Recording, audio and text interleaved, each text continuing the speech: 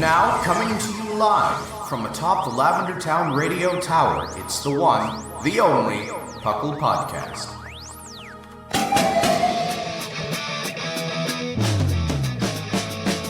It's PUCL! PUCL! It's PUCL! PUCL! Pokemon Underground Champions League, oh yeah! PUCL! PUCL! And welcome to the 537th episode of the PUCL Podcast. I am your host, trainer Thatch, here today with my lovely as always co-host. We've got the one and only man with a plan, the whale with a tail, Dr. Shamu. Hello, hello. And we've got the fluffiest, as always, fluffiest Whimsicott. Ciao, everyone. And welcome to the PUCL Podcast. PUCL, of course, stands for the Pokemon Underground Champions League, a nonsensical name we came up with in 2007, where we talk everything Pokemon, from the trading card game to the video game and anything else in between, though this has been like the past year of the video game. So like, yeah. Okay, tell me it hasn't, because like if you just look at the past 12 months and everything we've technically gotten 2 mainline games. I'm going to put a hard technically on that, though. I mean, we did. We did get 2 games, but one of them is legitimately, like, they didn't really do any work on it. It's literally a copy and paste with tweaks and stuff, which, sure, yeah, there's, like, work in it, but it's not really a... Yeah. It's not like Arceus, where that was a whole new thing. They had to do a lot, not, I won't say brand new designs, but they had to take a lot of stuff and make new things and a whole new... Yes. I really want to save a lot of my comments, because I'm pretty sure it's in the news. I'd like to say 1.5. Yeah. 1.5. I definitely have some issues with it in the news that we'll talk about. You got that, but then you had Pokemon Snap happen, you had Pokemon Unite happen, you had technically a remix for Pokemon Cafe. There's a lot of stuff that did just kind of come out too and stuff. Yeah, there's been a lot. That game exists apparently. Yeah. And so there's been a lot this past year, so like good on them. Good on them. They've been knocking out of the park there, so I appreciate that. Almost too much so. Yes, I wonder if there's a point where it's too much, and I don't know yet. I think we're getting pretty close. I think we're approaching it, because I think there's just a point where the franchise is just oversaturating itself. Mm-hmm. Yes. And then it competes with itself to some extent for people's attention. Which I'm sure is something that the Pokemon Company actually wants, though, to be fair. Because they just want people to be, like, breathing and eating Pokemon. Yeah, and also, like, you saturate different sections of the market. Yeah, I guess so. I keep forgetting that Pokemon Go exists. My weekly reminder is this show. I always remember, like, when I'm just browsing Cerebi, like, oh, there's something new. It's like something Pokemon Go or Pokemon Cafe mix. Yeah. I'm like, oh, yeah, those exist. That's the only reason I remember about them. It reminds me, well, Pokemon Cafe Mix definitely reminds me much in the way of what Pokemon Shuffle was. Very much so. And yes. I'm kind of upset, actually, because there was a really cool game series that was out called Pokemon Trozei, which was essentially like the basis for Pokemon Shuffle. And Trozei was fun, and it was before they did like the whole mobile pay scheme that they did with Pokemon Shuffle. They had... it was just Pokemon Trozei. It was like infinite Pokemon Shuffle. Yeah. I think, like, as a kid, I didn't care for it as much, but, like, looking back at it, like, that would be a more unique game to get nowadays. Like, I would be more okay with it. Because, like, for what it was like Shuffle, like, it was Shuffle, but I remember I actually had a storyline and a cute little art style that went with it, and it was, like, it's kind of, like, different, I know. Like... Yeah, no, you're correct. I think I'd be a bit more appreciative of it today than, like, back then. I look at myself as a video gamer, like, 10 years ago to now, and I think I'm a completely different type of video gamer. You know what I mean? Because I used to be like, yeah, let me engross myself in this video game, and now I have to think to myself, like, well, is it worth doing that? You know? Yeah.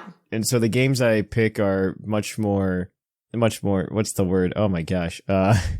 I forget the word, but there is a word for this. It's much more cultivated or curated. Curated is the word. Curated. Okay. Yes. Where I go and say, hey, I want this video game because this is one that I think I'm going to enjoy and it's worth spending my time on. Like, I'm going to play Breath of the Wild too. right? But I'm not getting into Elden Ring. Yeah. Yeah. I've got feelings on Elden Ring that are contrary to a lot of people. I know you do. It's good, but it's also terrible at the same time. So, but yeah, so like I'm not gonna like go and buy like every new video game like I would have, 10 years ago. This is like, even like speaking of this, there's like stuff I literally just found out about yesterday. Well, I don't want to go on an Elden Ring tangent, so Not even Elden Ring. Apparently, there's a Harry Potter game that's in production. Oh yeah, no, that I've known about, the Harry Potter game. It's Hogwarts Legacy, I believe it's called. Yes. Yeah. I've known about it for about like a year now. I just found out about it yesterday, and the gameplay trailer, because I guess it was like state of play for PlayStation. Yes. And a whole gameplay trailer. I'm like, Yes. Okay, wait, you're doing what? It looks super interesting. It's open world Harry Potter. I'm into it, man. I'm into it, except for the fact that they're doing 50 things in this game, and they don't really have a clear direction on where they're going. It's been in development for a while. It looks, for who's making it too, essentially it's just the people who make all the Disney games. Yes, that So checks Disney out. Infinity, those people are behind it, which I Checks out. never played Disney Infinity, so I can't like say anything about it, but like, honestly, like, I don't have high hopes with the team behind it. I don't know. I don't want to go into too much commentary of the Harry Potter game on the Pokemon podcast, though. So, I know. It was just a thing of like, I don't know how to feel about it. I'd be skeptical. Yeah, no, we should talk about something else because Whimsicott goes on a giant rant about giving any other money to that woman. So, sorry. No, so Pokemon wise, this week I didn't do too much other than so I'm in this draft league, right? Yeah. Oh, yes. And I'm like Yeah. stumbling through it because You're in finals now, right? yeah, I'm in finals accidentally. Isn't that funny? Ooh. Because there was like a point where I'm just like, well, so like I made playoffs and I'm like, cool, I proved myself as a Pokemon player again. I'm not terrible, I'm still like somewhat in shape. I'm definitely not in the shape I was like back in the day where like I was playing super consistently. Yeah, same here, because like I am super rusty. I'm Like, very I am- rusty, and I was just like, I wanted to join something so that I could just kind of like, I could move the joints a little bit, see if they still worked. Yeah. And so I joined it, and so I made playoffs, and I'm like, cool, that's all I really need to do. I don't need to go any farther. So like I didn't like prep super hard because I was playing Little Mac. He was in this league as well from PUCL, and I was just like, I really want Little Mac to go all the way. It would be really great. So I'm just like, but I'm like, it would do him a disservice to like not try when I battle and like throw the match. Yeah, of course. So like I accidentally won that. And then like I was fighting this other guy. This is a monotype Ubers league, which is interesting in and of itself. So I'm water, and my Uber is Ash Greninja. Oh. Because water's not a bad type. No, it's really good. You get a lot of dual types that you can bounce around with in monotype. So we went ahead and did that, and then we had to fight the dragon type guy. He was 2nd seed, we were 3rd seed, so we went up to him. Lapras was the MVP for that. I'm so glad that thing worked. Choice band Ice Shard Lapras. I didn't realize until then that Lapras has the same exact physical attack stat as its special attack stat. Oh. Until earlier this week. Yeah, because it curse stats and or like. Yeah. I know. I think I ran Dragon Dance as a meme once, but like. I think you could. Yeah. You technically could. Yeah, it was really funny because Lapras is obviously like incredibly bulky as well. Mm-hmm. So we were playing the dragon type guy. His Uber was a Eternatus. So doing the calcs on it, Eternatus like 3 hits KOs Lapras. And Lapras with Ice Shard is a 3-hit KO on Eternatus. With Choice Band. Choice Band Adamant Ice Shard. Choice Band Lapras. I love that. Well, because the whole plan was just to it'll kill something. It'll come in, it'll kill a thing or two, and it just hits hard with Ice Shard. We're not going to use other moves. That's its job. We're just going to use Ice Shard. It had Outrage just in case. We did have Outrage just in case, yeah. Just in case. But I'm like, yeah, it's a 3-hit KO. And so what happened was he has his Eternatus. He clicks Agility first turn. We click Ice Shard, but he has a weakness policy up. Oh. And so he gets ×2 attack. But remember I said it was a 3-hit KO, so weakness policy isn't enough to KO. It's still a 2-hit KO. It's still a 2-hit KO. And so I just remember like because there were spectators in the showdown chat while it was happening. They're like, oh man, it's his game. And I'm like, I don't know about that. Math doesn't agree with you. Because we were in voice call too with this. Yeah. So it's just like, we had to see what he did. Yeah. You had to see what this guy did. Like, did he go for recover? Does he have recover? If he has recover and clicks it, there's an issue. If he just goes for an attack, we win. Because we have priority. Exactly. And he just went for an attack and just... Yeah, 84%. It was a complete, because there's people in the chat were like, uh-oh. And so it was one of those, the GIF where they go, where it's just like, call an ambulance, but not for me. Oh, okay. It was totally one of those moments. But that was a really good one. I really enjoyed that match. I mean, we won it pretty solidly, too. Good. End was a little rough, but it was 2-0. The end was a little dicey because they did get toxic spikes up, but like... Yeah. Came down to a couple plays of like, does it do this? Does it do that? Does he swap here, swap there? The last 5 moves or so, I think, were pretty solid, though. Like, those were the ones where I was pretty convinced we had it.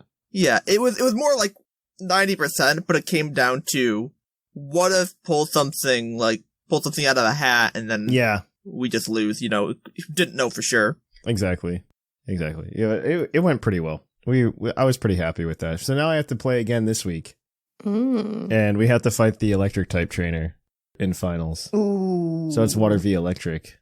At least we have Empoleon now. We have Swampert and Lantern, I think. Those two have to come. Enough. Oh, yeah. Unless, does he have Rotom-Mo? I don't believe so, actually. I don't believe that's the case. I don't have the doc up. I don't have the doc up. I haven't actually prepped yet. What makes it worse is, like, for the Dragon type battle, I think we prepped like 2 hours beforehand, and that was it. Oh, it was about right, yeah. I don't like prepping too far in advance because then you think about it too much and you get in your own head. Yeah. It's also a thing, too, you forget stuff as well. Yeah, you'll forget why you built certain things. You go, why do I have this? This is bad. This is terrible. It's like when it was actually like viable or something. Yeah. Yeah, but Shamu and I bring the cheese. It's fine. I'd ask you guys, but we're at like 13 minutes, so I think we're gonna kick it on over to the news. So let's cue that epic music.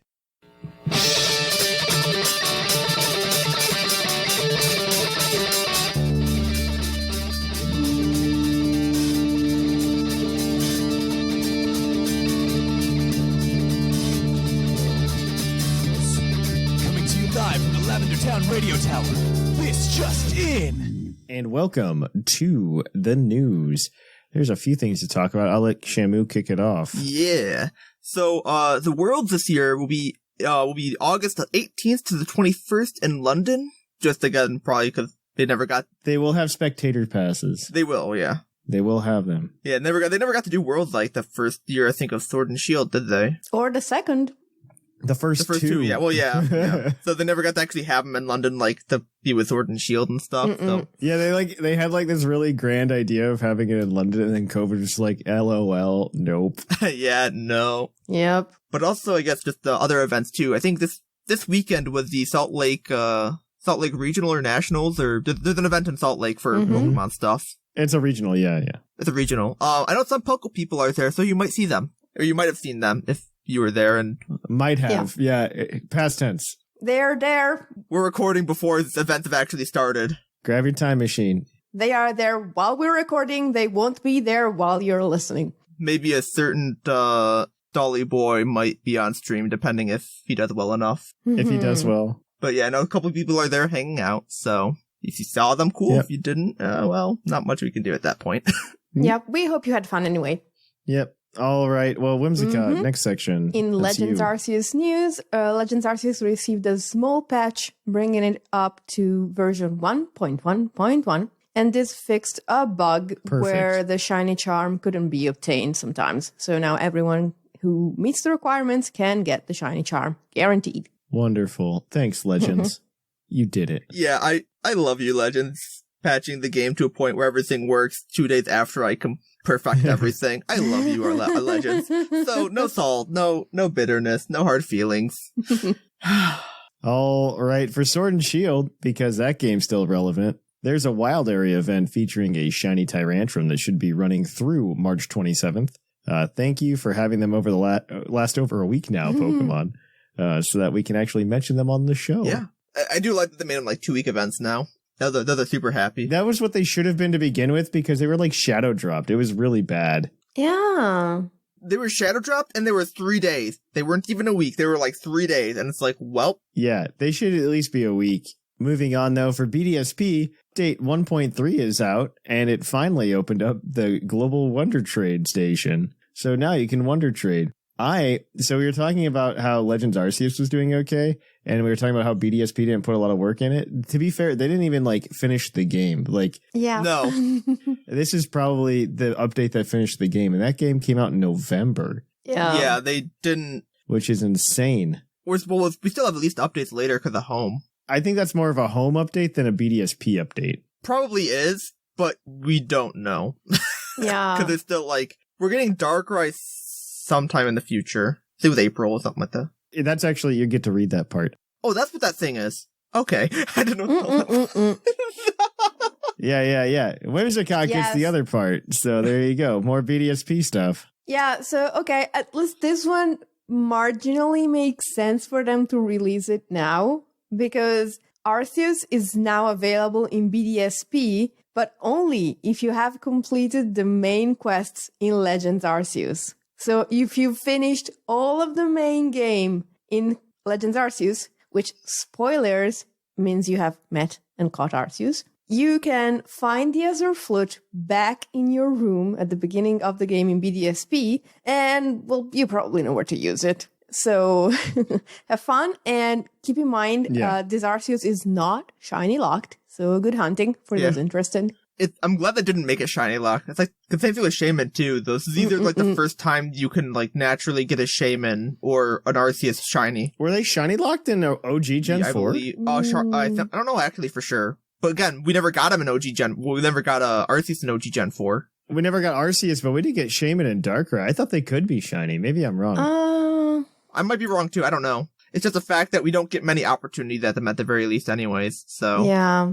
A new chance to get them for those who didn't have those games that didn't get those events. I really like that they did the events again, and they didn't just go, oh, you have a Darkrai now. We've been asking for this for 7 years, you and I, and they only did it. We've been asking it, and they gave us the old one. They didn't make a new one, okay? Exactly. They only did it because it's a faithful remake, and they had to do it the same way it was 15 years ago. So, I mean, these are great. I really appreciate these. I think the way they did them in Legends Arceus wasn't bad really either, though. Cute. I like the way they did them in Legends Arceus. So that's the way to handle a mythical. The shaming one in particular, it made my eyes twinkle. I'll tell you that much. I'm just not doing anything else until they It was done very well. I pray they put a beast ball in there. I know they won't. They won't. No. They have the apricorn balls in there. They just gave them out. No, the thing that's really interesting, I mean, I think the beast balls are in the code. It's just they're not available. They are. Oh no, they're in the code. The item idea, or I don't know if it's the item description. There's another ball in the code though. Did you know that? There's another ball. Code? The strange ball. No, there's a secret ball. It's called the secret ball or something. The strange ball or something. It's in both the code for BDSP and in Legends Arceus. I wonder if that's the code for. Well, no, if it's an Arceus, it wouldn't be those ones. I was thinking the Gigaton balls and stuff, but no, if it's coded as secret ball, it wouldn't be that. It's coded as strange, so it's maybe if you transfer them from another game that has different kinds of Pokeball. I don't know. I think Whimsicott's got it. My suspicion is if you take a Pokemon out of Legends Arceus, it's gonna be in the strange ball or whatever instead of whatever Pokeball you had in Legends Arceus. Just because they'll be oh, this Pokemon came through time. We had to replace the Pokeball. Oh no. Yeah, because of course the old balls aren't compatible with the informatic systems, which sucks because I've been catching Pokemon in aesthetically pleasing balls. The Jet Ball in particular is my new favorite Pokeball. Oh, Jet Ball's great. And if they don't let me carry it over, I'm gonna be very sad. Yes. I like the Jet Ball. I like the Gigaton, but the Gigaton's just not fun to really use for myself. No, so I don't really. It looks good. It's just I don't want to deal with that. I didn't realize how close you had to get. It's a little too close. Yeah, it's really. You can kind of be a little far if you do the right arc, but it's not a. Sorry, I'd rather just yeet a ball that across the map and hit it in the back and just get a catch than having to run next to it and then aggro it. Sorry. Yep. But also, just before we get off topic again a bit. The members card, which I didn't know was a thing for for Darkrai, But it'll be available April 1st via mystery gift. So, like, right after the Shaman event's done, you'll be able to get the Darkrai one. Yep. It's going to be, so you can get all 3 mythicals, or I guess 4 mythicals if you did the pre-release event for BDSP, which is really cool. I mean, I really appreciate I think the only 2 Pokemon missing from BDSP at this point are Deoxys and Celebi. I believe so. You can get everything else because you get Mew and Jirachi. I'm still a big fan. I don't care. So I saw somebody criticize how they gave away legendary Pokemon or mythical Pokemon in BDSP for buying other Pokemon games. And I'm like, no. Don't criticize them for that. Because one, they usually just wouldn't give it to you at all. Yeah, they were just like, nope, you don't get this. And it better not. It's a cool little bonus for like this new age we're in with the Switch, where your save data actually does something like, hey, you played this game. Here, have a little bit of something. Yeah, I think that's better for stuff too. So it's like it's not really like, yes, they could have just not given it to us. And I do like the fact that like some of these older Pokemon, these older mysticals, just make them normally available at this point. They've been out for 20 years. Let them be free. Yeah. Some of the newer ones, you want to hide them. I'm actually still a little disappointed by that. Let them hide behind walls if you want to, and then like make it a progression thing. But like, the old. Well, they've kind of fixed most of them because like Darkrai and Shaman now are available just like through Legends now if you have save data, and then Shaman or not, you've got Jirachi and Mew now. Well, Mew has been, I think, done before. You've been done enough too, because like you have the whole Pokeball thing too. You did that in there. Yeah, and Deoxys has been done because of Oraz. And technically Celebi too, because if you have like the virtual version Crystal. Yeah, and Celebi because of Crystal. So... Yep. So I think that one that one's going to be locked away again soon though, because if they're killing the store. No, it's not. They? Well, they're killing. That's okay, but that's like being like, hey, then by that logic, you're also kind of locking away Deoxys to an extent. Buy it before March. There's still time, not like it's happening tomorrow, but it's the fact that like they will eventually be behind a lock. They've given us plenty of heads up. Yeah, we have heads up. It's not saying we don't. Yeah. It's just the fact that technically that will be a lock at some point. It's just like buying the game before they stop manufacturing the cartridge. Yeah, like that's all. That's all. So I don't feel too bad about it. I don't think it's too bad, but it's a thing to be like, hey, that's the thing. Yeah, if they were shutting down Bank quickly, I would agree with you, but they don't seem to have that plan quite yet. Yeah. All right. Well, for Pokemon Go, for our weekly Pokemon Go existence reminder, the Lush Jungle event will start on Tuesday, March 22nd and run for a full week. It will introduce Fomantis/Lurantis to the game, and Tapu Lele is going to be in 5-star raids. There will also be a weekend park spotlight where Cottony will be appearing in parks on Saturday and Sunday from 8 to 10 locally and will be available as a shiny. Well, there you go, Whimsicott. I can't wait. I think like one of the notices the first time it's shiny too. Was it like, okay? Yeah. That's how they do a lot of things in Pokemon Go. That's how they try to get people excited. Is just like, shinies are available now. Yeah. And yeah, that's about it. I like it. I don't mind it too much because I don't bother with it. So, but yeah. For Puckle News, the only thing that we have is that you can still sign up for Piddle until this upcoming Friday. So if you're interested in doing Puckle Draft League, be sure to do that sooner rather than later. There's a lot of people who signed up. Yeah, I think as of right now, there's a total of 52. Wow. 52 or something sign-ups? Yeah. So sign up for UUTC, you guys. Where were you for UUTC? UUTC's almost over. They're in Top Cut right now. I know, they're in Top Cut. Yeah. All right. So on that note, we are going to go ahead and kick it on over to Puckle's Poke Quiz, where we're going to quiz your co-host on their insane Pokemon knowledge.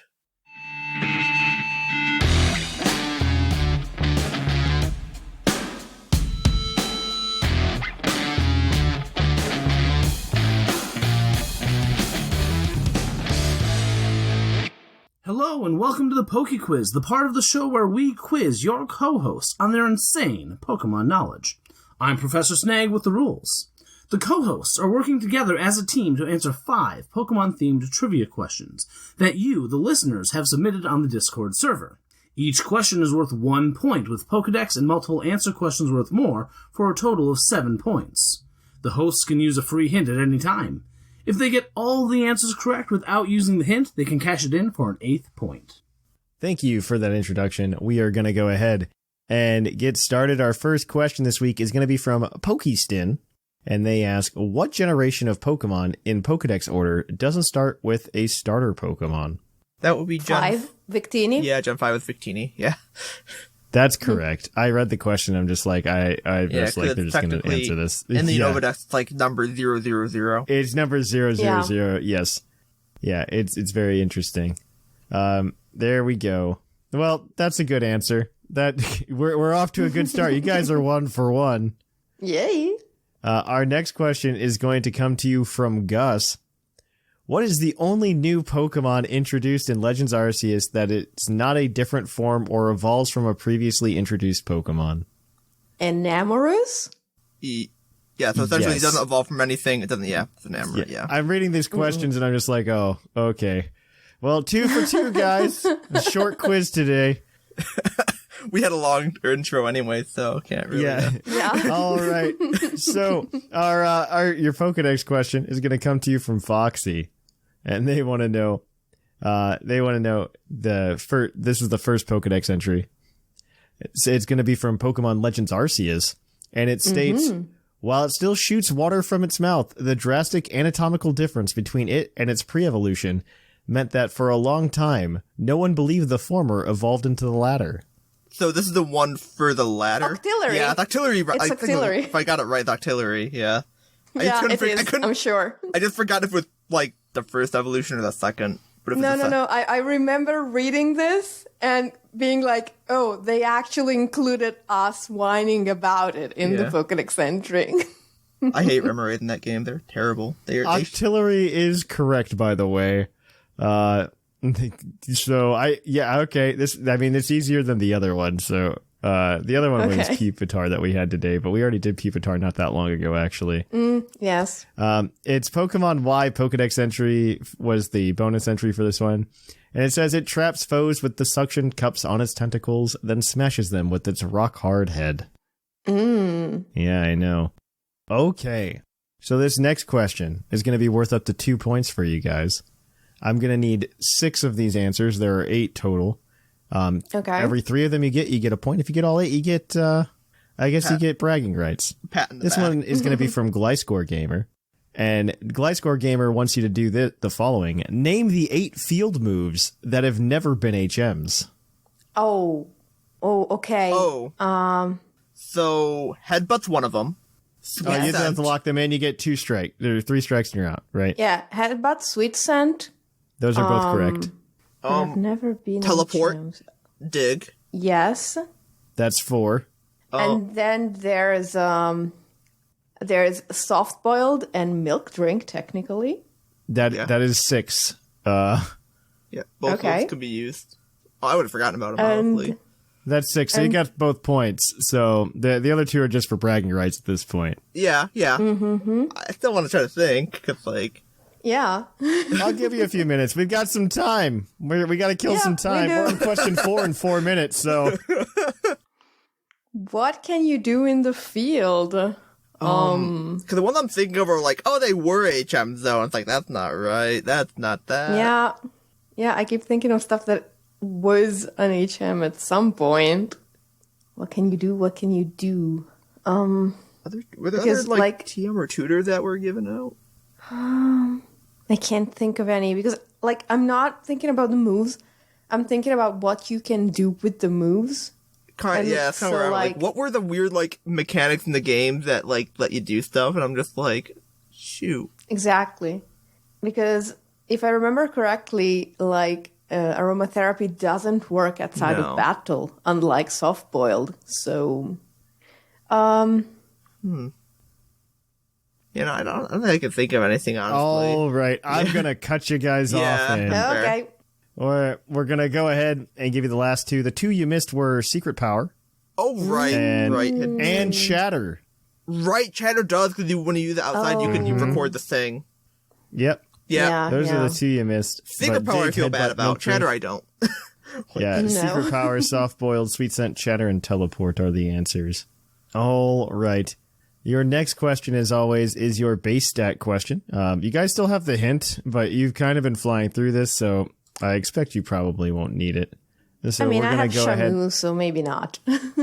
He usually knows this stuff. We'll see. I can get stumped. This is going to be from Sly, What Psychic-type Pokemon has the lowest base stat total of all Psychic-type Pokemon? Ooh. Lowest base stat total of all Psychics. Well, Smoochum is a baby, and so is Mime Jr., and so is, why not? Why not's got an HP stat, though, I think, if I remember right. Exactly, I think Smoochum still has a high enough special attack. I'm leaning more towards Mime Jr. right now. But Mime Jr. is like... Nope. Not Gen 2, so... Chingling. That little baby useless. It's something else better, maybe, but I think it might be Chingling. Because I don't think Chingling has Chingling is pretty useless, yes. Could be wrong, it's got like a massive speed, but I don't think it does. I don't think so. What else is very, very tiny and a psychic type? Not sure. Would you want to burn the hint just to make sure at this point? I'm okay with anything you want to do. We can also take another, 10 seconds and see if we can come up with anything else. I guess. But, yeah, I mean, it would... Or we can just lock in Chingling and just go for it. Unless, what are Cosmog's stats? Oh. Because I know it's useless because it has no moves. But I've never looked at the stats. Cosmog. Definitely not Cosmo has huge defenses. Yeah. But maybe we should use the hint, just to be sure it's not Cosmog. Yeah, I'm okay with using the hint, because I can't tell. I don't know. I think it's Cosmog, but I'm not sure. Yeah. So we'll burn the hint. The hint is, this is a dual-type Pokemon. Oh, so we were wrong on both accounts. Yeah. Interesting. What else is a psychic type? Well, Mime Jr. would fit that, but I don't think it's Mime Jr. I don't think it's Mime Jr. either. I would rather go with Smoochum at that point. Because Ralts has decent-ish speed and special attack, I think. I don't think it's low enough it has nothing else, but... Yeah, I don't think Ralts is low enough to be... Maybe this Smoochum. Yeah. I thought Smoochum might have a high enough special attack, but I could be wrong. I don't know. Well, I don't know, honestly. I think if anything, I would say Smoochum and Ralts are comparable. Yeah, I feel like Smoochum has more stats, but at the same time, I don't really... I don't see Smoochum having more stats. I see Ralts being faster. Yeah. There's also stuff like, I don't know, Baltoy. Baltoy's got defenses. Yeah, exactly. It's definitely got more defenses. So it wouldn't be that. And, Gothita and Solosis are not actually that bad because you get them Solosis I think game. actually have 90-something special attack. Yeah, exactly. They're late game Pokemon even though they're 3-stage evolutions. Yeah. So, yeah, I'm leaning Smoochum. Sure, let's say Smoochum. I really don't know at this point. I can't think of anything else. Smoochum is incorrect. Yep. Oh. The answer is Ralts with a base stat total of 198. Second place is Cosmog at 200. Why Not follows up at 260. Hatina at 265. And Curlia at 278. So Smoochum is a beast. Yeah, Smoochum's, I think I think that's 75. I mean, if you're at 280, you beat all of that, right? So yeah. Wow. I mean, so Smoochum is actually, let me give that to you. Actually base total of 305. Wow. Smoochum's base special attack is 85. Yeah. Wow. That's actually not that bad. It's fine. Honestly, I didn't know for sure. At that point, it's not that bad. I thought Ralts had better stats than that. That's still 6 points. Yeah, so I'll take it. You have that. Let me update the sheet. Is slow. Oh wow. Oh, is it? It's got nothing higher than a 45 across the board, and that's its special attack, and its speed is 40. Yeah. Oh, right. It's pretty bad. His pants are too long, and he's walking on them, so he's tripping. All right. Poor baby. So the current standings are Linian in first place with 15 points, followed up by Mark in second place with 7, and then Whimsicott and Shamu are tied for third with 6 points. Everybody else has yet to get on the board. So we are going to go ahead and we're going to kick it on over to the topic. Hey, would you like a green Tauros badge? Well, you can have one. If you come over to our Patreon at patreon.com/PucklePodcast, we are going to be giving them out once we hit $850. We're going to be giving those to every patron at the $10 plus tier because we love you guys. We'd love to see this project made. Of course, if we hit any other thresholds on the way there, such as $800 for the week-long giveaways to the community, that would also happen as well. So if you'd be interested in getting a green Tauros badge, feel free. Come on over. If you can't support the show, don't worry about it. You just listening is enough for us. So until then, though, guys, I'm Thatch, and I'll catch you guys on the flip-flop. And welcome to the topic. Our topic today is what we would like to see in Pokemon Scarlet and Pokemon Violet. I don't even know that this is just necessarily Pokemon Scarlet and Pokemon Violet. More so just like things we'd like to see in Pokemon. I don't know. This one's like more lighthearted because I don't really want to go into like deep analysis. Okay, fair. And be like, well, I think they should combine Z moves with Dynamax and... Yeah. I don't want to do that today. No. There's definitely going to be some other mechanic because they put it in the title card on the Japanese logo. Yeah, but... the little like 6-pointed crystal star. I'm not really happy with the mechanics that they've done like Dynamax. I'm like, if they go in that same vein, I don't know if I'm happy with it. I guess we'll see. I'm not too worried about it. Because they're trying to mix everything, because that's really what Dynamax was a mix of Mega and Z Move, and they kind of like it was too much. It was a flop on a lot of scales, but I don't want to harp on that for too long because I really want to just talk about why I think a normal steel type would be cool. I think the thing I'm really like hoping the most is that they flesh like maybe not all the missing type combinations, but like give us half. That would be really nice. I think there's something we looked it up because you and I were talking about this the other day, and we looked it up. 15. I think there's something. It's like 16ish unused ones so far. It's less than 20. It is under 20. I think it was close to 16. Yeah, it's like if they give us half of those, I'd be happy. That 16 number doesn't include things like Dragon Fairy, which was only seen once in Mega Altaria. Yeah. I mean, they always give us like one new combination, right? I think Gen 8 gave us, that was like Ice Bug, right? Believe so, yeah. They gave us something else. They gave us, that wasn't the only one, but that was like one of the other, that was one of them. Yeah. Ground Ghost was new, I think, too. Can't think. No, Ground Ghost was from Gen 7 because Palossand. I forgot Palossand's a mon. But I think Fire Rock was new. No, Fire Rock's not new. We've got Macargo. Yeah. Oh, right. Oh my gosh. Just let me give you the list. Yeah. Before you go start guessing everything that's not there. Yeah. There's only one that I really want, though. So unused types that are unused are, we have normal ice, normal poison, normal bug, normal rock, normal steel, fire grass, fire fairy, which is probably the one I want. That's the one I think everybody wants.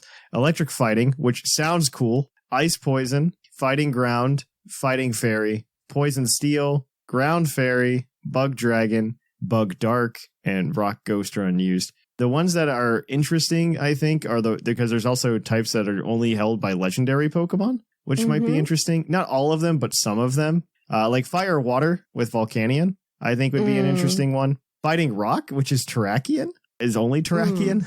Fighting ghost, which is just Marshadow right now. I would like to see like a balanced-ish version of that. You've got Psychic Ghost and just Baby Hoopa, which could be interesting. Yeah, I mean, there's also the aforementioned like Dragon Fairy.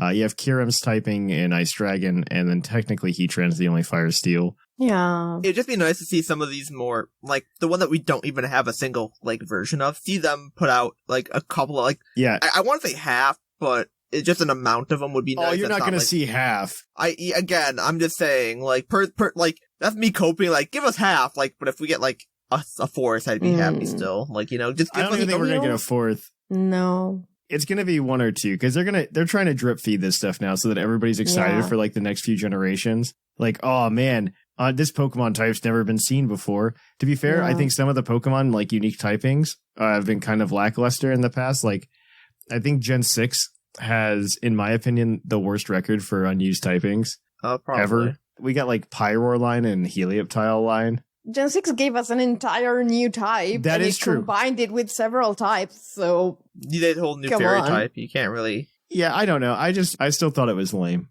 The normal ones, I'm just still surprised we don't have, like... The only one I can see that we don't have is a normal bug. Because that's hard. That one's hard. I was trying to think of stuff like, what are like actual normal, like what would a new Pokemon, a normal bug be? And I'm like, I can't think of that because it would be like the Route 1 bug, but that's a bug. It's not a normal bug. They're just bug. It's hard to like. Yes. All mono bugs are just normal bugs, right? Like, yeah, pretty much. A normal steel is like, that's not hard. It's just like, you're just like cat with a little like, with tough nails or something like that. Exactly. Yeah. Whatever. Galarian Meowth could be that. Galarian Meowth, yeah. I was going to say, Galarian Meowth is essentially that. Yeah, that could have been a normal steel. It's not hard. Yeah. It's like, the only thing I can think of for a normal bug is like normal is usually a mammal, so the poodle moth, but you actually make it a poodle and a moth. But, whatever. That's just stupid. My honest answer is like the way they'll probably do this, and it's going to be lame, is they will do it with some sort of regional. Yeah. If they do it. Because that's kind of how they did Normal Dark, right? Yeah. Yeah. Because Normal Dark was just like Alolan Rattata. Yeah. I think that's some sort of like bug with a plain theme of some kind, like, talking about something before we recorded too, but like Kricketune and Kricketot, that line could be like, I could kind of see them making that a normal bug. I would love to see another Alolan version of a Route 1 like thing again, like an old Route 1 thing. Yeah. Like seeing a Patrat get a new form. Give it bug eyes. Give it the like. I think that's very reasonable. Cause that's this whole thing is being a watch guard or like a crossing guard. Yeah. And just give it like the bug eyes. Yeah, I think it would be very reasonable to do. But I think that's the scenario in which we get our normal bug. Yeah. I mean, I would love to see electric fighting. I think that's a cool idea for a typing as well. It's definitely a thing. I think that one might be that they might do a lot of some of those like for regional because that's an easy Electabuzz slot. I think a lot of that you could do that. You could say you could do regionals with everything. Oh, there's a lot more you could do. It's just that's the first thing I think of. I just think of Electivire. I think you have a kangaroo with boxing gloves. Okay, I think that'd be cool. You could do a kangaroo for like any fighting type and it'd be fine. And also we do have Breloom, which is kind of like kangaroo-ish. Yes, it is. Stature. It absolutely is. It absolutely is. Yeah. You are not incorrect in that statement. The only types that I really, really, really, really, really want are Fire Grass and Fire Fairy. Yeah, Fire Fairy, I think would be is the competitive player in me wants Fire Fairy. Yeah, that's the thing. Like Fire Fairy is just gonna shake up the meta quite a bit. Fire Grass would just be cool to finally have. We say that it's going to shake up the meta quite a bit, but then, they give it like garbage stats. Oh, yeah. Yeah, and a garbage ability and garbage moves. Like, remember when all of the cool abilities were coming out at the beginning of the Gen 7 promo thingy? Yes. I think it's hard to give Fire Fairy bad moves, though. Because you automatically get like Flamethrower and then like a fairy move. So and that's like depending on what it is, sure, but it'd be hard to really mess up the moves with just at least that point. But then you just, like, give it Mawile stats and you don't let it evolve and it's useless. Mawile is Intimidate and Sheer Force. You don't give it Intimidate. And you see it all the time in competitive because of that. I said stats, not ability. Yeah, I know. Mawile stats aren't that bad. It's got like 105 defense at the very least, which is doable. Like, yeah, but... Yeah, I mean, it's not bad. Like, there's a reason Mega Mile was, like... useful. Yeah, no. The reason Huge Power is better than Intimidate. Yes. Oh, 100%. Unless, like Mega Mawile, you get both. They could make it like a plusle. Like, they could make it, they could make it where its main ability is required in double battles, and even then it's not that good. I'm glad they've dropped that, by the way. They dropped the double battle, like, hard gimmick. I want to know what, another thing I want them to refix some of the old abilities again. They did a really good job with like some of the ones like making them anti-intimidate. Can you please fix plus and minus and make them do something else other than just like double battles? I think that's very possible too. Give them a rider. I really love the inner focus being the anti-intimidate. I really like that for a lot of reasons. I did enjoy them adding that little like passive on them. Just please do that for more. Please. They've done that the past couple gens. Like that was added there, but also in Gen 7. And this is a mechanic that everybody forgets about. It actually played into Worlds when Gen 7 happened. Is the prankster into a dark type? Prankster on fairy, yeah. Yeah, like that's such like a little change, but it has huge impact. I do expect to see something like that. I don't know what it would be at this point. I do love the Intimidate nerf, and I think we still need more Intimidate nerfs. Yeah. Honestly, I think the biggest Intimidate nerf at this point, in my opinion, would be in double battles at least. It only affects like one Pokemon. It only affects one Pokemon. Yeah. Instead of affecting both opponents. I think that would be a huge change. The way you would, like, I would think to instantly balance it, but it's not how Intimidate works. It's like, instead of, like, if it lowered, like, 2 stages, and then you would just have it, like, half it, but you can't really do that with 1 stage. I don't know. It's like, I think Intimidate needs some work. I don't think I'm wondering if Incineroar will even make the cut into Gen 9. I'm kind of hoping it doesn't. I'm still shocked. Still shocked that in Gen 8, we're still missing, like, 2 sets of starters. Yeah. Like, I'm befuddled by this. I am kind of surprised they didn't shove them in there, because they just shoved Gen 9 in, or not Gen 9, like the Alolan starters in there. It's just like, here they are. It's like, what? I understand why they were there, because they were just the last game, right? Yeah. Like, I expect to see the Galar starters. Yeah. I'm hoping Incineroar doesn't make the cut, just for the health of VGC. Just for the health. Because Incineroar is still, to this day, like, one of the #1 most used Pokemon. Yeah, it's because it's dumb. It's like, God. And you know what? I probably wouldn't mind if it was still on all 4s, okay? Oh, God. I probably wouldn't mind. I love that that became a meme on the internet, because I literally preached about that, like, 3 months before that before the whole, like, keep the paws on the ground meme on Twitter. Yeah. I literally preached about how I really dislike the starters, like, all becoming, like, your best bud that you can go hang out in your beanbag chair and play video games with. Yeah. It's very much what, like, Gen 8 was. Gen 7 to an extent as well. Yeah, 7 to an extent. At least those had, like, I don't like the Gen 8 starters at all. The Gen 8 starters they felt very uninspired. They felt very uninspired. Yeah, honestly, because they're the reason why I released my starter twice and used a Route 1 Mon, like Wooloo and or a Squavit, because they were better designs. Yeah. Yeah. Like, I'm sorry. They're the reason.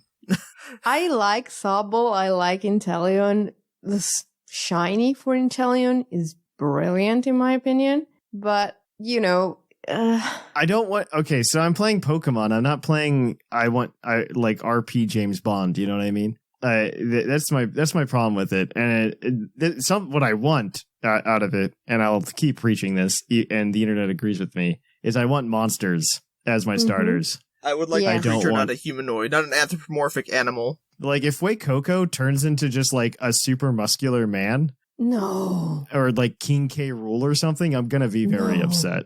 No. You know, my baby sister said something that gave me a tiny glimmer of hope, and it's that every single grass starter ended up on as many or fewer legs than they started on. So, there's hope for Sprigatito. I don't have hope, but not especially for that one. I think Fuecoco is our only hope, okay? Well, Quaxley might be fine. Quaxley is going to stay on his 2 feet, and he's going to be a conquistador, okay? I'm just imagining Pelipper, but with, like, more of a body than Pelipper. Ugh.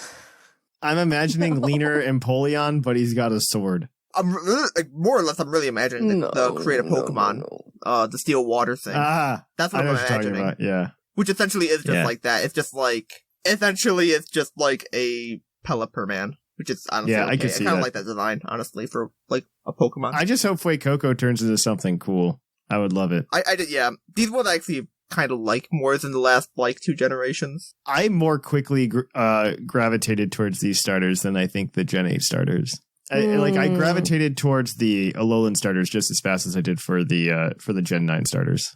I think the designs are very solid. You always have that, like, initial, like, sticker shock when you see a new Pokemon, but... Now, and it looks fake. They've very quickly assimilated, in my opinion. I think I was more okay with the Gen 8 starters simply because in the trailer they showed them moving. I see what you mean. And what we've gotten for the Gen 9 ones so far is just a picture. So maybe that's why I like the Gen 9 ones better then. That could be a thing too. It could be like the exact opposite of, like, I'm a broken ancient Pokemon fan. Seeing them move is like, some people are attracted, some people are repulsed, and that might be the scenario I wonder. Where, like, they didn't move, they look better. Though honestly, I just didn't like them. I didn't like the design of the first, like, Gen 8 ones, to be honest. I just didn't care for them. They're fine, but they're not something I don't go and look at that, I'm like, I must have you. Gen 9, I'm like, these are all things I could play with. I could work, like, I will use, like, any of these. I wonder if our opinions will change when we get closer to And they launch. might totally, like, because I think my thing is, I would like to know what the final evolutions look like, and I don't want Yeah, them to strain. Yeah, they're not going to show us the final evolutions, though. They've been very good about not doing that ever since Gen 6, right? There's going to be leaks. Oh, no, there will be. There will be leaks. I probably will try not to look at the leaks because, okay, it's complicated for me because in Gen 6, I was like Team Fennekin all the way until I saw the leaks. And then for the first 5 minutes, I hated Greninja. And I didn't even think they were real. But when I realized, oh, these are probably real, and I looked at them better, and I figured out like the actual shape of Greninja, that it wasn't that shape, it was just crouching down, and the tongue scarf, and I changed my starter selection. And for Gen 8, I did not look at leaks or anything, and I just went with Sobble, even though I was very much on the fence between Sobble and Scorbunny, and I was very happy with my choice in the end, but I got lucky. I don't know what's gonna happen. I think Gen 8, of all the starters, exactly the same. But I think part of the problem now with knowing their final evolutions, knowing how boring it is.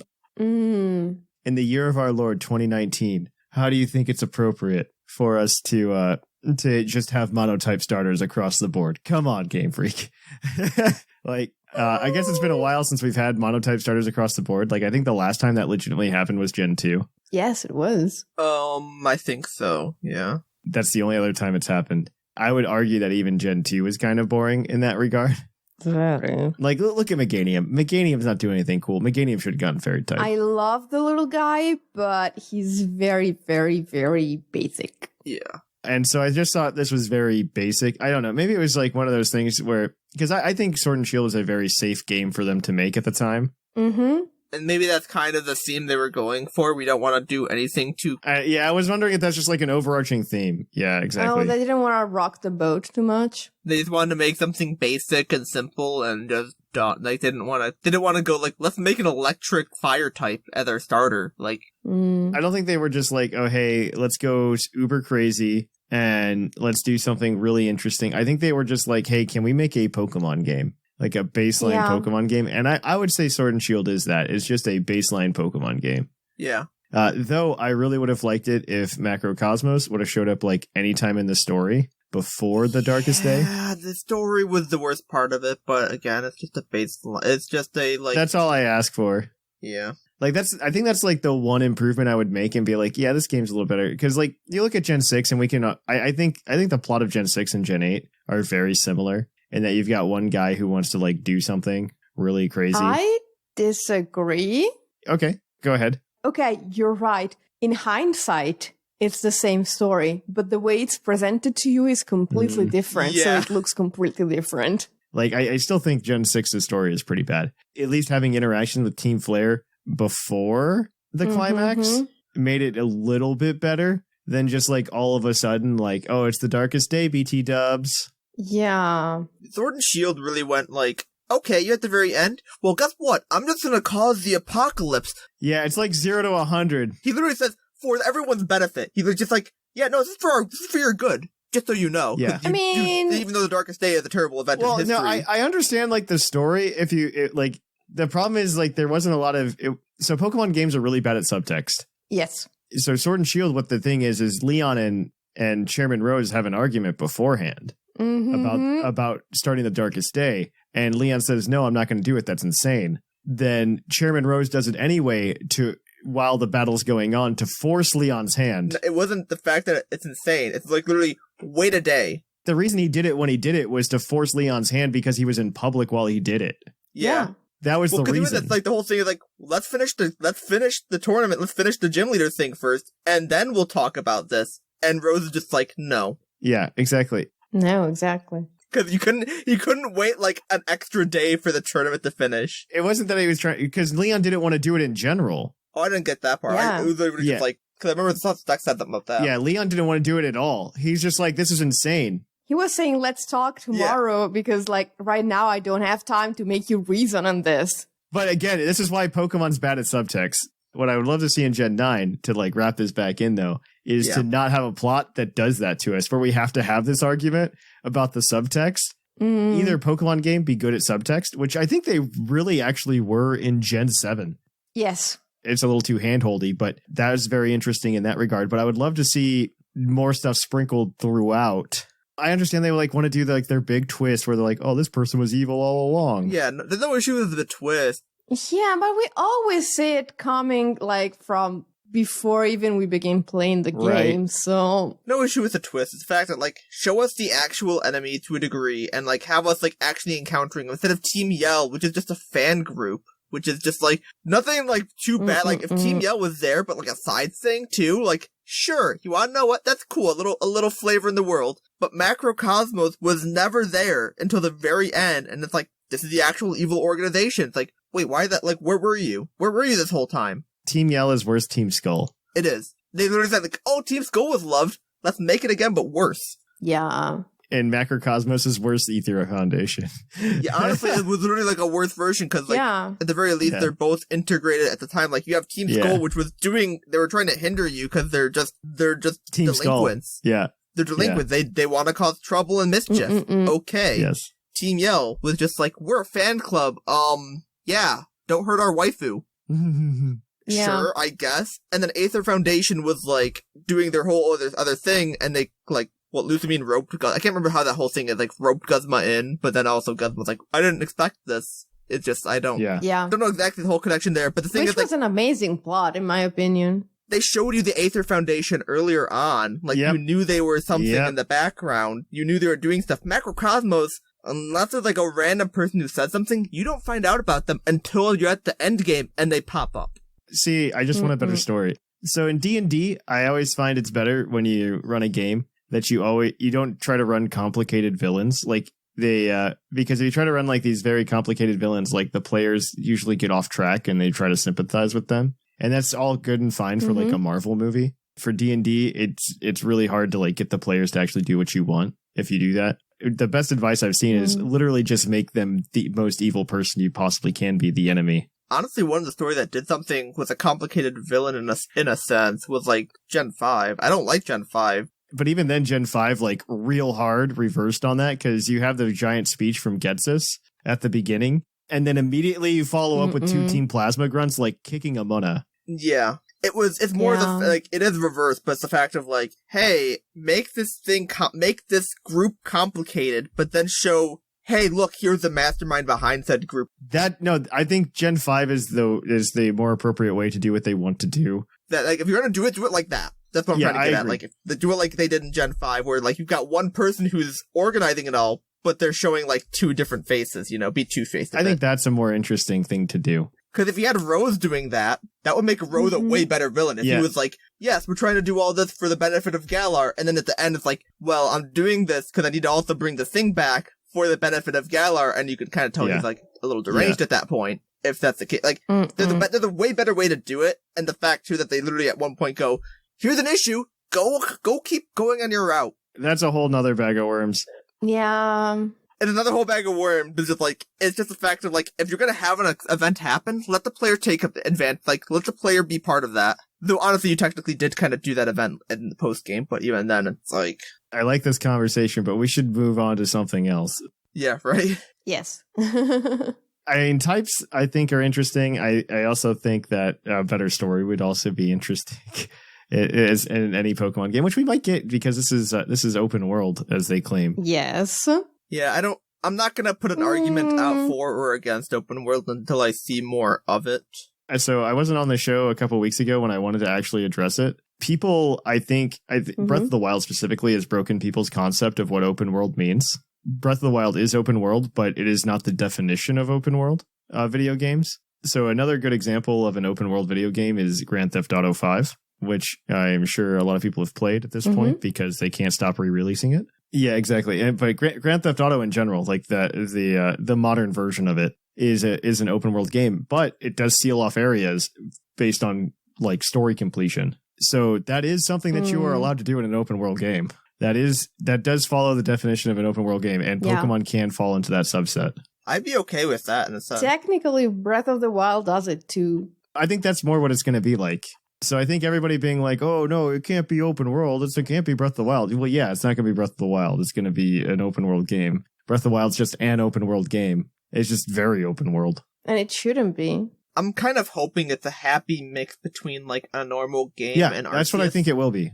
That's really what I'm hoping for, is a happy mix between that. Give us a few actual routes, but then give us some like nice big areas to just have fun. I think they're going to try to make the routes more. I think it's going to be halfway between, where instead of just being like a big open area, the routes are going to be those open areas. Yeah. I think that and like along with that, my only other hope is that they kind of optimize things so it doesn't run. Hopefully it runs well.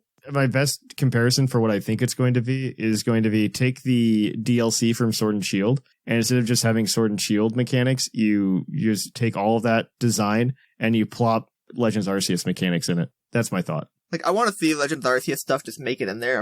Part of me is like, I want to see what they do with it, because we didn't really get much of like actual like gameplay. We didn't get any gameplay, but I want to see how they actually like incorporate that, if they plan on incorporating the whole catching stuff. Yeah, I don't know if they'll do the catching the same way or not, but we'll see.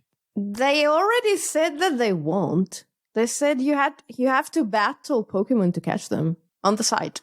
As long as it's more fluid into the battle, I'm okay with that. That would be amazing, yes. Instead of having like the full like animation intro screen to like switch views, if you could just go into it like you could in Legends Arceus, which it looks like you might. That would be enough for me. It's a little bit more streamlined, a little bit more fluid. That would be nice to see. Very immersive. Yes, that would be very nice to see in that regard, though. Give us the fluid intro, because I think they probably can do it at this point, especially if they're showing the trainers in the battles too and stuff. I assume that they're taking that like mechanic from Arceus of like the flow. I believe so. It does look like it. Yeah, it does look like part of the engine is Legends Arceus, because because of the dropping frame rate from distant objects. So it's fine. I want to see the bird flap its wings at 2 frames per second. It's fine. That was very yes, it is jarring in Arceus, but whatever. I guess there is one thing that I really, really want from this game, and I'm gonna say it now once, and then I'll try to stop saying it. So please stop saying it. I know exactly what you're saying. I know you know, but I have to say it at least once. Give me back the 60-minute timer. I want to play on cart, please. That would be nice, or at least give us like more give us custom options. Yeah, they should let us. They should really let us choose in our. They used to do that actually. Come on, how hard is it to go here? Choose your time out of like 7 times, or even like whatever, you know. Or set it however you want. Like that should be. Yes, I agree with that. Yeah, like. How hard is it to do that? Yeah, it cannot be that hard. I mean, it's a conscious design choice at that point, right? So we want to act so there's a conscious design decision for them to like cut off a community part. I agree with you. Cool. I agree with you. Good job, Pokemon. Yeah, it's like that scene in Avengers. I recognize that the council has taken a decision, but well, you know how the rest of the line goes. I'm not gonna Samuel L. Jackson it up in here. So I think on that note, though, this is probably a good place to wrap it up. Yeah, topic of stories of Pokemon. We're gonna kick it on over to Puckle, or the Poke of the episode. So we will catch you guys on the flip flop. Poke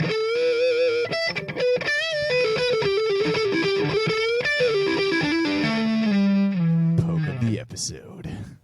And welcome to the Pokemon of the episode. Our Pokemon of the episode this week is National Dex number 889, Zamazenta, the warrior Pokemon. Its Pokemon Sword Pokedex entry states, its ability to deflect any attack led to it being known as the Fighting Master's Shield. It was feared and respected by all.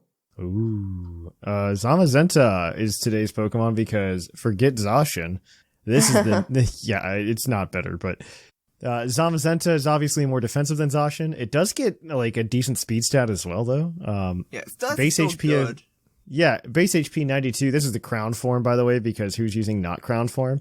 Base attack of 130, base defense of 145, special attack of 80. Who cares? Special defense of 145 and speed of 128. The reason it's not as good though is because his ability isn't as good as Zacian's. I do remember they were testing it in OU at one point. They were. Wow. I think they were doing not crown form. I think it was. Yeah, but even then, it was like, nope. Can't be in. I mean, it's a base 670. That would be like, it's like on the level of getting like Kieran Black in OU. Yeah. Like that's the thought. Kieran Black was there for a while until it was there for a little bit. Dragon Dance and Icicle Spear, and it was like, nope, too much. It's like, okay. It gets the Dauntless Shield ability, which gives you a +1 to defense on entry to battle, which is not nearly as good as +1 to attack on entry to battle. Yeah. But the team we have this week, though, uses Zamazenta in a very interesting way. It is a VGC team as well, so you could use it for the next international challenge that's coming up, so you can get your Golarion Moltres shiny form. If you missed the other two, we're giving them away on the Patreon right now, so be sure to check that out. But we do have a team for you guys today, and as I promised, it is not a Zacian team. I promised this last week, and I made it come true. Well, actually, Ernie helped me out, so over on the server. So he gave me this team. I ran with it for a little bit. There are definitely some hiccups, in one being that there aren't a lot of special attackers, so we were talking about tweaking it a little bit. We just haven't made those tweaks yet. So our first Pokemon here is obviously Zamazenta Crowned. It's holding the Rusted Shield. It's got the Dauntless Shield ability. 144 HP, 56 attack, 200 special defense, 108 speed. Adamant Nature, and it's got Behemoth Bash,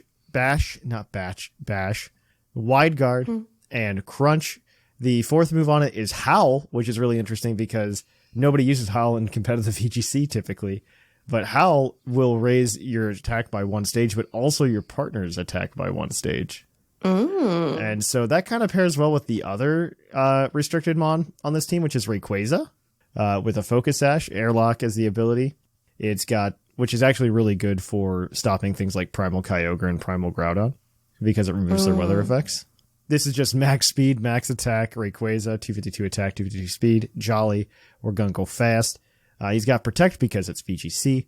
Dragon Ascent because that's your best stab flying type move ever. Honestly, I think that's the best flying type move you can get. It is. It's flying close combat. Exactly. And then you've got Earthquake on it as well to do some coverage and probably hit things like Zacians. And it's got Extreme Speed as well, just for a little bit of priority.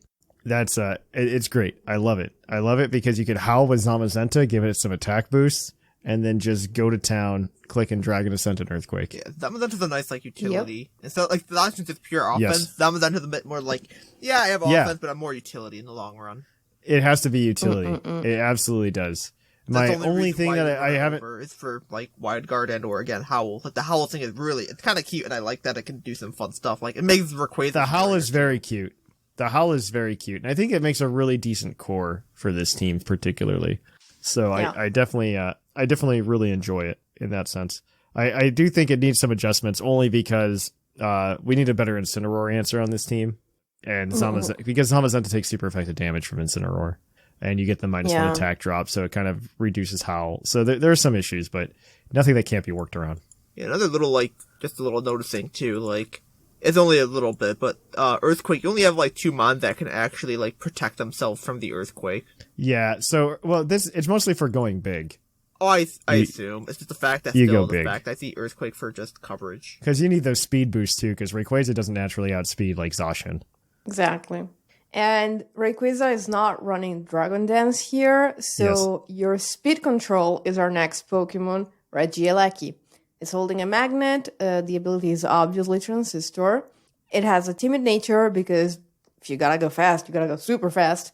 It has max speed, max special attack, and it's running Volt Switch, Protect, because again, VGC, Electro Web for that speed control we were talking about, and Hyper Beam in case you need to finish off something that is resistant or immune to electric type moves. Well, I don't think Regieleki gets anything other than that, honestly. It gets 3 types of not on the coverage, special. being something weird, dark, ancient power, normal, and then electric. Yeah. But it's flying stuff, but again, then you'd be running physical or something. And it's you'd have to run. That's acrobatics, right? It just gets acrobatics. Yeah, it only gets actual almost decent coverage on the physical side. So yeah. It's also max speed. It's also max speed. Literally, I kid you not, just to outspeed other Regieleki. That's fantastic. I kid you not. Well, that's why because you can. Well, no, it's so you can Electro Web before the others. Yeah, you want to get your Electro Web off before, because a -1 Regieleki you might be able to outspeed with something else. And then there's another really cheeky form of speed control here that I really love. It's a Grimmsnarl. The ability is Prankster. The EV spread is 252 HP, 52 attack, 140 defense, 60 special defense, and 4 speed. It's a Gigantamax Grimmsnarl, and it's running an Adamant Nature. And, well, it has screens, reflecting light screen because, it's a Grimmsnarl. It's got Spirit Break, because you need an attack move. And then it has Trick, and it's holding an Iron Ball, which is amazing because its Prankster moves will still go first because of the ability, but it can priority trick an Iron Ball onto something to make it go last. And in this generation, that applies to the very same turn. So you can do some really, really interesting stuff with this Grimmsnarl. We were talking about things earlier today, too, about changes they've made to the game, like the little ones. And I think the speed, the dynamic speed change, in mid-turn, is a great one. Yeah, I feel like something that should have been in the game before, but they just... Well, that happened in Gen 7, actually, didn't it? Yeah. No, not... Yeah, no. It did. No, not the way it does now. It did it. No, it did it for Mega Evolution. The Mega Evolution change would happen the same turn you Mega Evolve. That was it. That was, that was the only thing. Mega Evolution was definitely, they just use your old speed first, and that's why a lot of things had to run Protect and stuff, too. That's why you used to run Protect on, Beedrill and Metagross in Gen 6, but in Gen 7 you didn't have to. Exactly. Yeah. But alongside them, I'm just stuck here holding the box of staples. You've got a Ferrothorn. Sorry, Shamu. The box of staples. I love it. I stole all the interesting stuff from you. The Grimmsnarl, I think, is fairly standard, but yeah. Maybe Ferrothorn might not be staple in VGC exactly, but still a generic staple mon. But Ferrothorn with a Rocky Helmet, Iron Barbs, of course. With 100 HP, 16 attack, 200 defense, and 192 special defense with a sassy nature. And then 0 speed IV just because you want to hit hard with your Gyro Ball.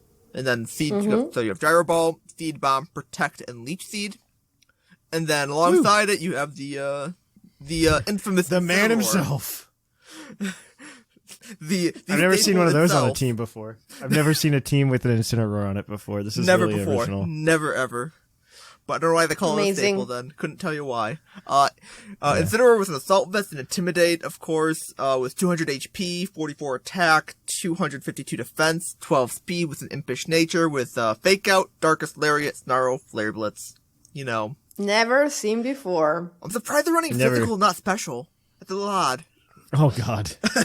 Oh, God. But if any of these Pokemon and their shiny forms interest you, maybe other than Incineroar, we'll be giving those away on Patreon. I'll probably swap something out. Last week, I literally, because it was the 5th Zacian team we had done this year, I literally just dumped all the Mons and grabbed new things. Because it was the same 5 Mons we've been giving away all year. So, so definitely watch out for that. We'll definitely be giving away some Spice, as well as we're still giving away the shiny Galarian Articuno and the shiny Galarian Zapdos, if you've missed those. So you can grab those over at patreon.com/PUCL podcast. And if you want to grab the team, it's going to be on the Discord server, pucklediscord.com. So if you want to go ahead and go on over to those, we would appreciate it. But if not, we're going to kick it on over to the mailbag. It's mail time! Send in your emails!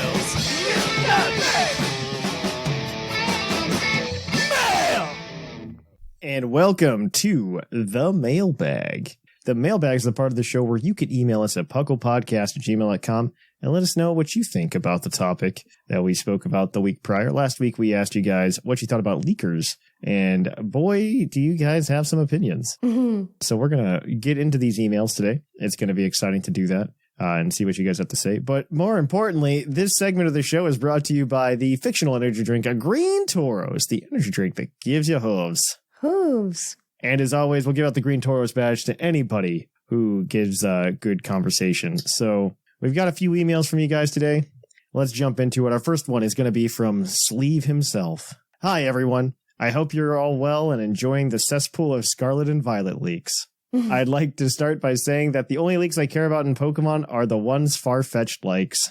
I don't really care to think I know anything prior to the release of the game, but I love speculation. I'm more than happy for these accounts to post what-ifs and dream edition/features of the games, but don't claim it's real and your friend's dad who works at Nintendo told you about it.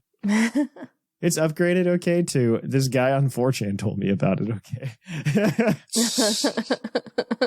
If someone does find out legitimate information about the games and post it on Twitter, I'll try to avoid it anyway. I like going into these games fresh. I'll look at anything the Pokemon Company posts to drum up a little excitement for it, but I don't go looking for any additional info.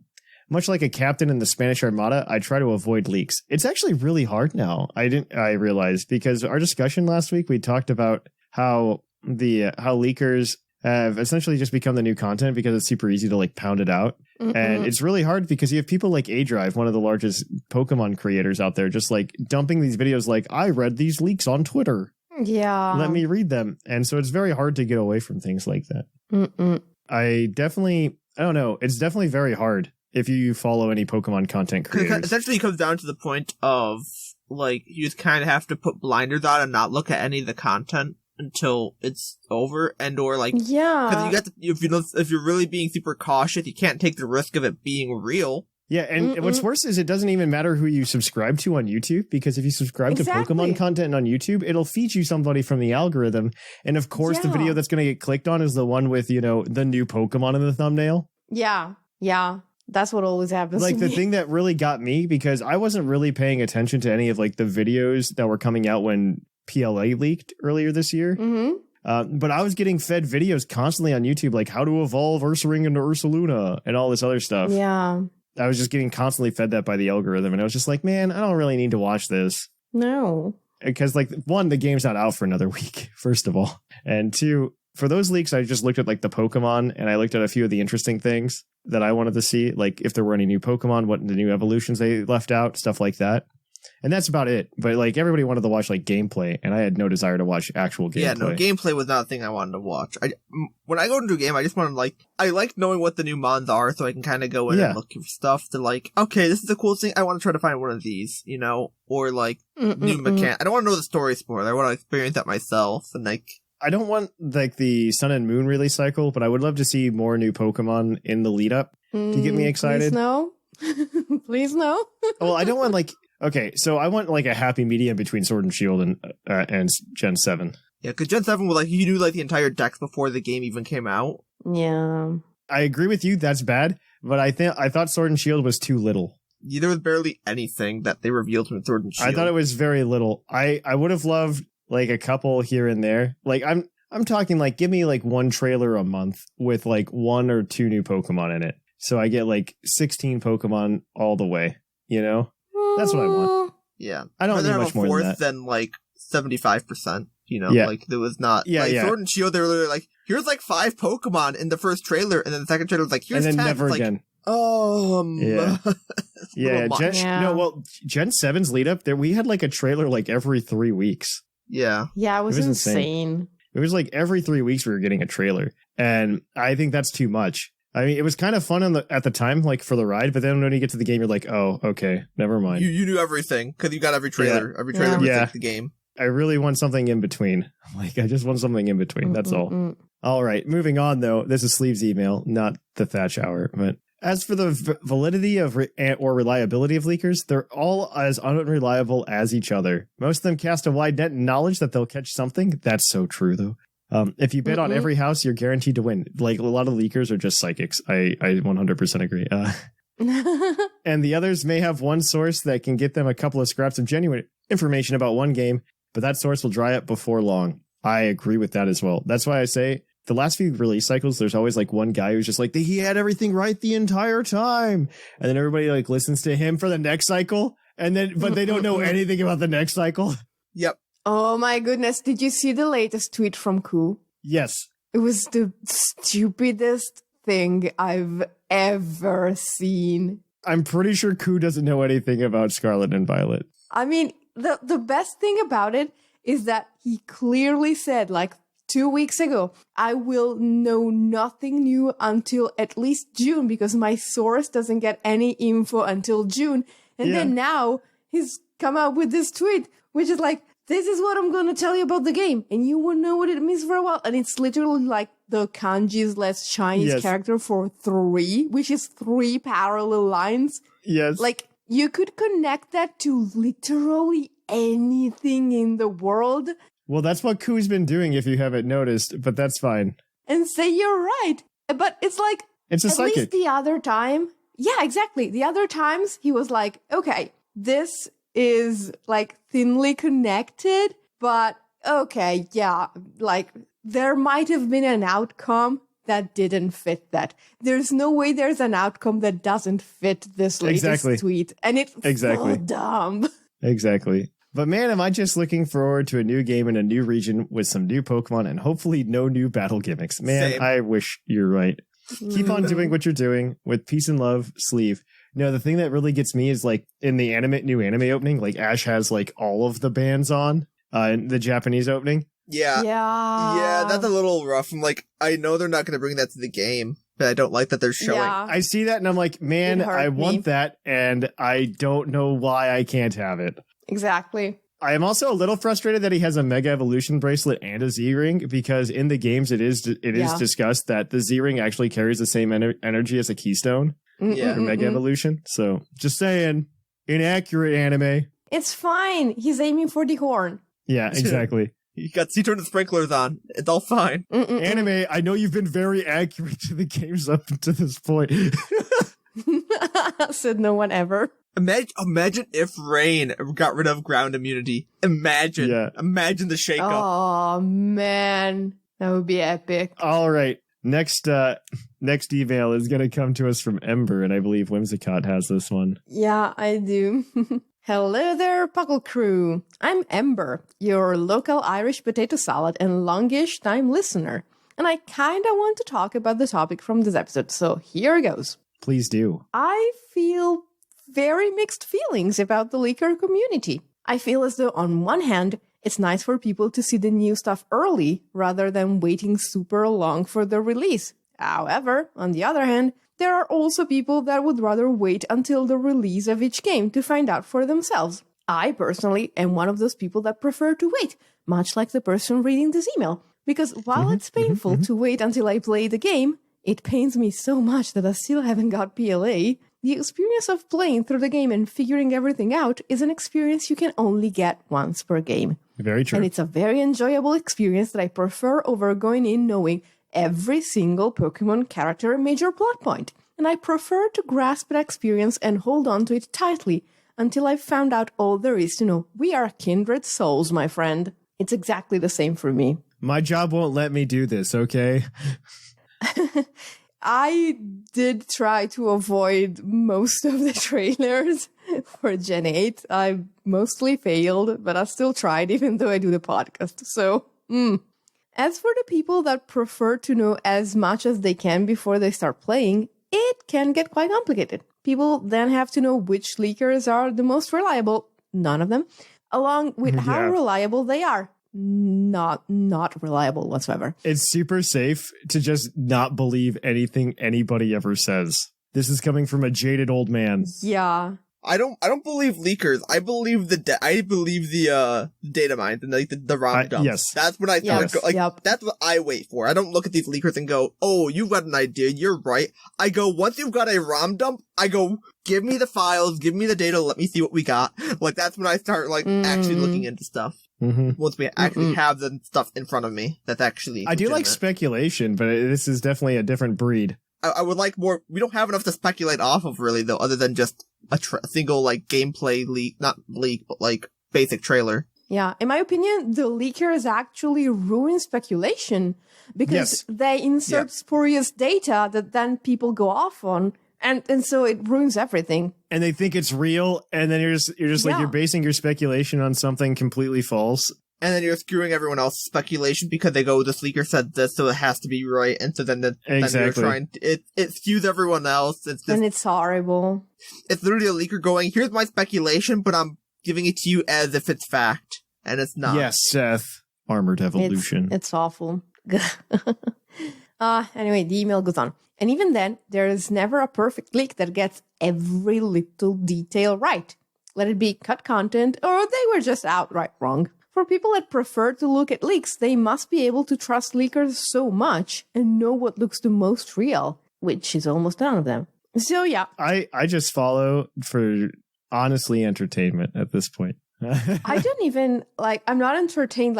What you were saying last week is kind of if I had been there, I would have said, okay, going off on you saying, okay, leaks make you expect things and then you're disappointed. Maybe Linian was saying this, but That's leaks make true. you expect things and then you're disappointed. And I agree with this. It's not just what Linian was saying, that you're disappointed because you didn't get what you were expecting, or you're disappointed because you didn't get what you wanted. It's either way, there is a disconnect between something you had gotten attached to. Even if you hated it, you were attached to hating it. It just makes your expectations terrible, in my opinion. Not even terrible. It's even if, okay, so suppose you see the leaks and you hate everything in the leaks, you essentially get the game. And so you should be pleasantly surprised that the leaks were wrong because you hated them. But there's a part of you that believed them. And so you feel the disappointment of having been wrong, and it tarnishes your enjoyment of the game, which you would have enjoyed immensely because it's all the stuff that you like and none of the stuff that you don't like. You see what I mean? Kind of, but I don't think I would ever feel that way. But I'm also not a typical person, so. Okay. I personally would not feel that way. I also literally just follow it because I like to see where it's the scientist in me, like I said last episode. I guess. Yes. You see some claim that somebody starts talking about in the Discord server, and then you dig for it. Yeah, I'm digging for the source material, you know? Yes. And then I find the source material and I go, okay, let's listen to what this source material says so I can head off most of the arguments I'm about to have. Okay, yeah, I see. I understand that approach because people will actually come to you with leaks, or you're going to be that doesn't usually happen to me. So I'm kind of safe just ignoring everything just in case. I'm not even going to say someone gets something right, even though it does happen. It's more like someone gets something partially right, and then someone speculates on that. I think we're getting a little too into the weeds. Yes. I think we're getting a little too in the weeds. We should probably cut our losses. Yeah. Okay. So I'll finish the email. So yeah, that's what I feel about leakers. For those of us that don't want to be spoiled, I feel as though there should be a way in social platforms to filter out spoilers. Yes. For example, adding a tag that people can filter out of their feed. So if you follow the right people, Tumblr is the right social media for this for you, because Tumblr has no algorithm. Yes, that is so true. It's dying because it has no algorithm. And so if you stay in your feed, you can see only the people and topics you follow. So if you follow no topics and you only follow certain people and those people are reliable in their tagging, you can actually have a completely spoiler-free experience. But you have to follow the right people who do use the tags well. Mm-hmm. So it's a potentially good place to be, but you have to find the exact right niche because, it's also a cesspool, so it's complicated. Anyway, this should be applied to all leaks until around 1 to 2 weeks after the game's release in order to give people time to buy the game. Again, I think since you have to rely on other people for this, just don't go on the internet for 2 weeks. People are not reliable. It's hard because it's the same thing with a lot of other even media releases where people it's kind of the YouTube problem. It's kind of a unspoken rule of hey, don't speak about this thing that just came out for a little bit, but barely. Not a lot of people really follow that. When it comes to ROM dumps, that just isn't followed. It's not like Spider-Man where everybody's just yes, we will not speak Spider-Man spoilers. It's more I wish.